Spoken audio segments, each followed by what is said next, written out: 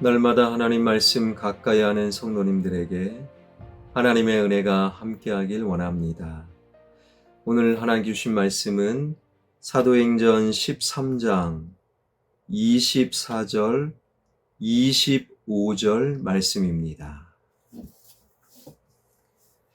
그가 오시기에 앞서 요한이 먼저 회개의 세례를 이스라엘 모든 백성에게 전파하니라. 요한이 그 달려갈 길을 마칠 때에 말하되 너희가 나를 누구로 생각하느냐? 나는 그리스도가 아니라 내 뒤에 오시는 이가 있으니 나는 그 발의 신발끈을 풀기도 감당하지 못하리라 하였으니. 아멘. 바울이 말라리아 질병으로 인하여 대도시 버가를 지나쳐 서둘러 기후와 날씨가 전혀 다른 비시디아 안디옥으로 가서 역시 그곳 회당에서 복음을 전한 설교, 바울의 설교의 주어가 하나님이셨으며 그 핵심 내용은 인간의 역사를 주관하시는 주인 되신 하나님께서 인간을 구원하시기 위해 구원자로 예수님을 보내주셨다라는 것이었죠. 그리고 계속되는 오늘의 본문은 예수님의 길을 세례 요한이 예비했다라고 말씀을 이어갑니다. 24절이지요. 그가 오시기에 앞서 요한이 먼저 회개의 세례를 이스라엘 모든 백성에게 전파하니라. 예수님께서 공생애를 시작하시기 전에 세례 요한이 먼저 사역을 했다라는 거예요. 우리말 성경에는 세례 요한의 활동이 먼저 있었고 그 다음에 예수님이 활동하셨다라는 식으로만 번역되어 있지만 헬라어 원문에는 단순히 순서상의 의미보다 더 깊은 의미를 우리에게 알려주는데 헬라어 원문은요, 요한이 예수님의 얼굴 앞에서 먼저라고 되어 있어요. 그러니까 예수님께서 공생애를 시작하시기 전에 이스라엘 백성들은 세례 요한이 소개하는 예수님의 얼굴이 아니라 예수님은 못 보고 예수님을 소개하는 세례 요한의 얼굴을 먼저 보았다라는 거예요. 이것은 세례 요한만의 이야기가 아니지요. 이것은 우리 모든 그리스도인들의 이야기이기도 합니다. 우리는 예수님을 내 인생의 주인으로 모신 그리스도인, 그러나 영으로 존재하신 예수님은 보이지 않아요. 우리가 아무리 예수님을 보여주려고 해도 예수님은 안 보여요. 다만 세상은 그리스도인인 나를 통해 예수님을 본다라는 거예요. 예수님을 그들이 보기 전에 그리스도인 나를 먼저 본다. 나의 말과 얼굴과 결정과 행동 속에서 그들은 예수님을 본다라는 것이지요. 그러므로 본문은 우리가 이 세상에서 어떤 신앙적 태도로 살아가야 되는지 그것을 잘 보여주고 있는 것이지요. 그러한 측면에서 24절 다시금 읽어보면요. 그가 오시기에 앞서 요한이 먼저 회개의 세례를 이스라엘 모든 백성에게 전파하니라. 세상 사람들이 예수님의 얼굴보다 요한의 얼굴을 먼저 보았고 요한의 모습을 통하여 예수님을 보게 되었는데 그러한 요한은 회개와 세례가 중요함을 전파하였다라는 거예요. 나를 통해 세상은 예수님을 본다. 그러한 그리스도인인 나는 회개와 세례가 참으로 중요하다라는 거예요. 회개는 뭡니까? 방향을 바꾸는 거예요. 꼭 쥐고 있던 것을 기꺼이 놓는 거예요. 이 길이 예수님이 원하시는 길이 아니라면, 이 길은 예수님이 원하시는 길이 아니야 생각하고 깨닫는 것이 회개가 아니라, 생각과 함께 실제로 180도 방향을 바꾸는 행동, 이것이 회개라는 거예요.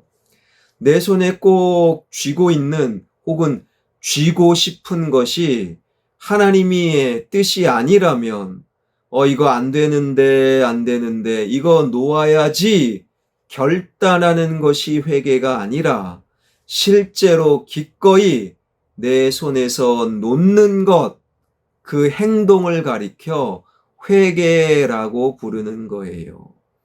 여러분, 회개는 마음이 아니라, 깨달음이 아니라, 결단이 아니라, 깨닫는 것, 마음으로 생각하고 있는 것을 행동으로 옮기는 것, 이것이 회개라는 거예요. 여러분, 그래서 세상이 나를 통해 예수님을 보게 되는데, 그러한 그리스도인들은 결단이나 마음이 중요한 것이 아니라 행동이 중요하다. 그래서 그리스도인의 믿음은 반드시 행동으로 이어져야 한다라는 거예요. 이러한 회개는요, 공식적으로 세례와 연결됩니다. 내가 예수님으로 이제는 인하여 살겠습니다.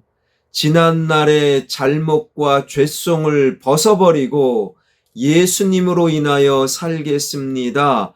공식적으로 회개를 공식적으로 합니다라는 공식적인 예식이 바로 세례라는 거예요.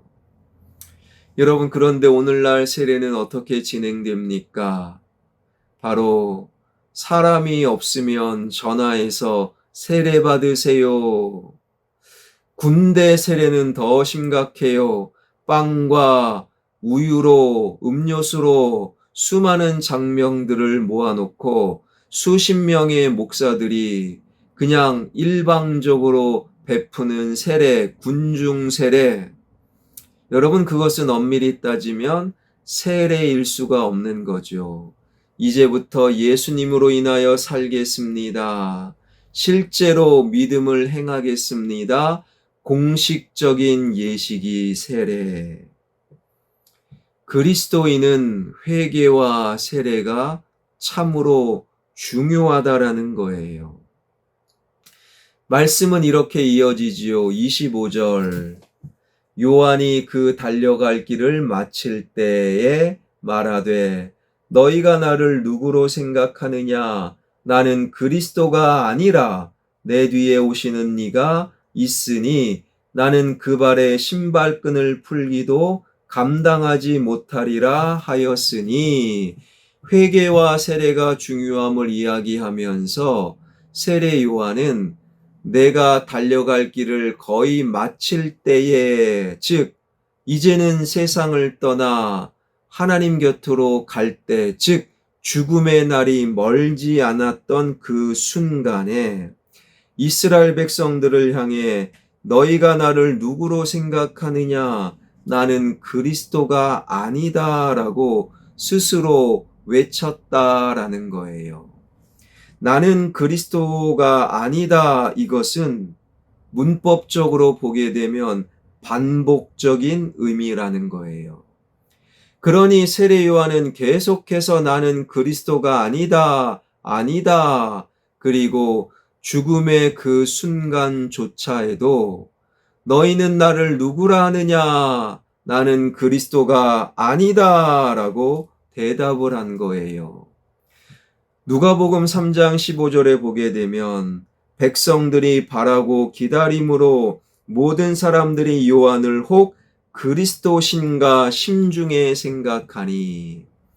그러니까 유대인들은 메시아 구약에 예언된 그리스도를 기다렸어요.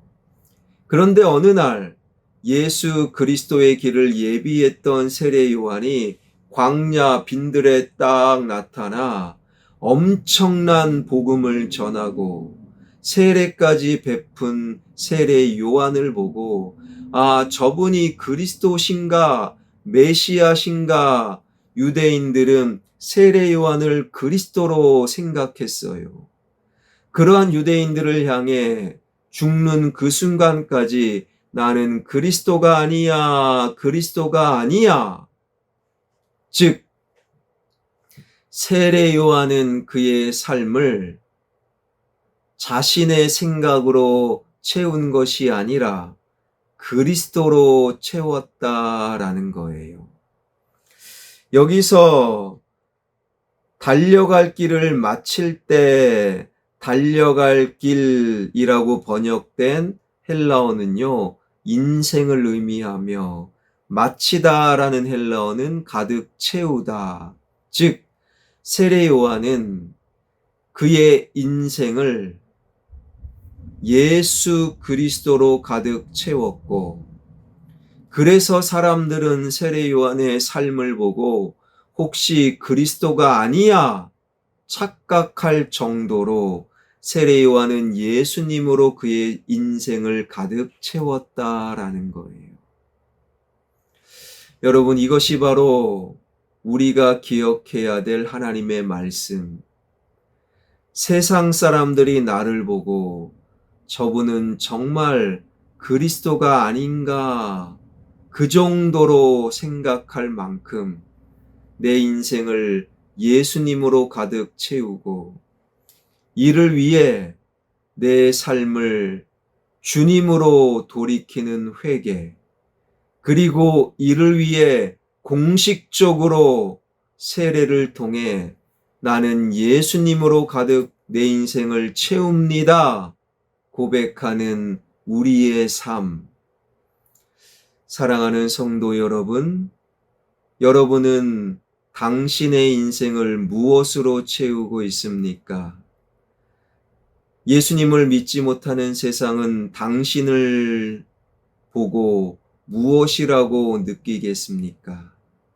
내 인생을 예수님으로 가득 채워 세상 사람들이 나를 보고 혹시 예수님 아니십니까?